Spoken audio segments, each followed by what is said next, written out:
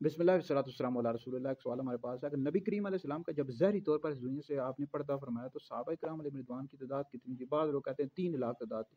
دیکھیے اس حوالے سے مختلف اقوال ہیں۔ ایک قول جو امام زرع رازی رحمۃ اللہ علیہ نے ذکر کیا ہے، وہ نبی کریم علیہ السلام نے حجۃ الوداع کے موقع پر جب وہ خطبہ دیا تو 1,14,000 صحابہ کرام علیہ رضوان موجود تھے، اور ایک قول دوسرے قول کے مطابق 1,24,000 صحابہ کرام علیہ رضوان موجود تھے۔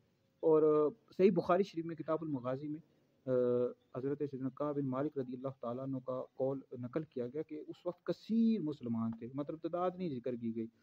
تو بہرحال یہ ہے کہ 3 لاکھ کا تو قول نہیں ملتا، البتہ یہ ہے کہ 1,14,000 کا اور 1,24,000 کا۔ بہرحال یہ ہم کہہ سکتے ہیں کہ اس وقت جب نبی کریم علیہ الصلوۃ والسلام نے حجۃ الوداع کے موقع پر خطبہ ارشاد فرمایا، خطبہ دیا، تو اس وقت یعنی 1 لاکھ سے اوپر صحابہ کرام علیہ رضوان موجود تھے۔ تو یہ دونوں قول کتابوں میں مل جاتے ہیں۔ تو بہرحال 3 لاکھ کے حوالے سے تو ہمیں کوئی ایسا قول نہیں ملا۔